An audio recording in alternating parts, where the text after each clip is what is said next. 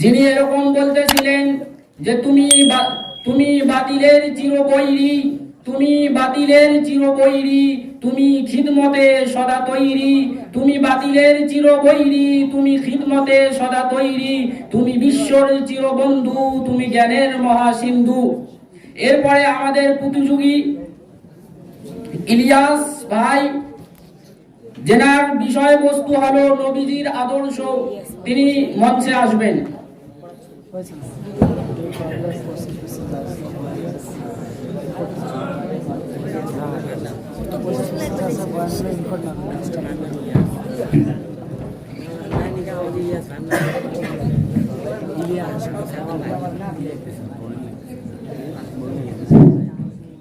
আসসালামু আলাইকুম ওয়া রাহমাতুল্লাহি ওয়া বারাকাতুহু।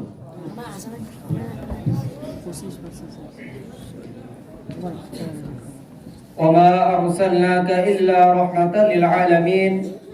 وعن أنس بن مالك رضي الله عنه أن النبي صلى الله عليه وسلم رأى أعرابيا يبول في المسجد فقال دعوه حتى إذا فرغ دعا بماء فصب عليه.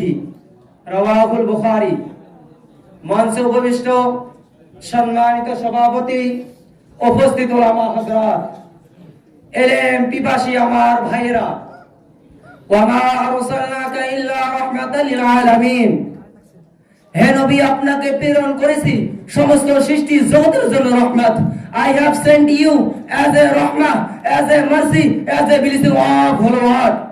বিশ্বনবী সাল্লাল্লাহু আলাইহি ওয়াসাল্লাম ছিলেন সফট হার্টেড, কমলিদার মানুষ, বড় মাইন্ডেড, বড় মনের মানুষ, খোলা মনের মানুষ, দিন দরিয়া নরম মাইন্ডেড ছিলেন না। তিনি সবাইকে মানুষ রূপে ট্রিট করতেন। বিশ্বনবী সাল্লাল্লাহু আলাইহি ওয়াসাল্লাম একদিন সাহাবাগণকে নিয়ে বসেছিলেন। হঠাৎ করে একটা লাশ দেখে বিশ্বনবী দাঁড়িয়ে গেলেন। সাহাবাগণ বললেন, ইয়া রাসূলুল্লাহ, আপনি দাঁড়ালেন কেন? বলে, ইন্নাহু ইহুদিয়ুন, সে তো ইহুদি।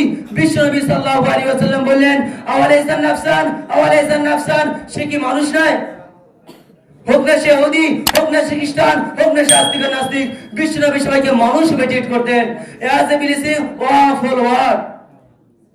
মুহতারাম হাজিরিন, মহানবী সাল্লাল্লাহু আলাইহি ওয়াসাল্লাম ছিলেন গোটা বিশ্বের মানুষের আদর্শ। মানুষের জীবনে যত রকম কাজ কর্ম আছে সবকিছু সম্পর্কে তিনি নির্দেশ দান করেছেন। তাই ইসলাম একটি পূর্ণাঙ্গ জীবন ব্যবস্থার নাম। তার চরিত্রের সার্টিফিকেট দিয়েছেন স্বয়ং আল্লাহ। ওয়া ইন্নাকা লাআলা খুলুকিন আযীম। পারা নম্বর 29 সূরাতুল কলম আয়াত নম্বর 4।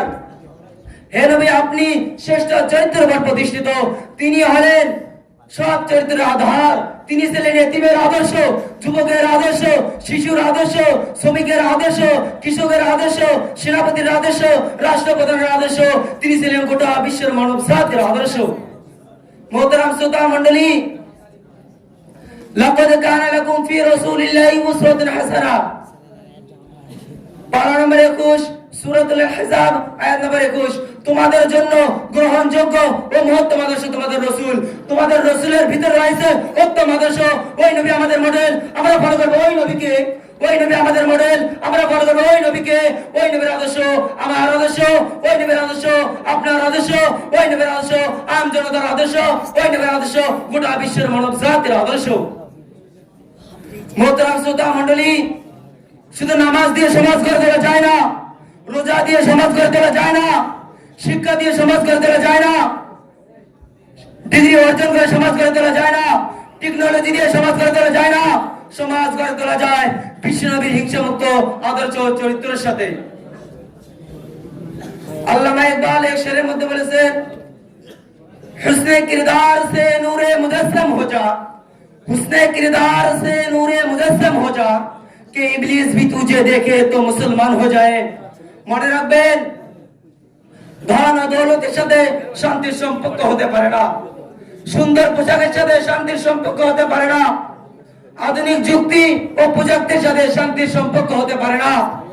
শান্তির সম্পর্ক হতে পারে আল্লাহর দেওয়া বিধানের সাথে, বিশ্বনবীর হিংসামুক্ত আদর্শ ও চরিত্রের সাথে। আল্লাহ পাক আমাদের সবাইকে বিশ্বনবীর আদর্শ মোতাবেক চলার তৌফিক দান করুক। আমিন। ওয়া মা আলাইনা ইল্লাল বালাগ।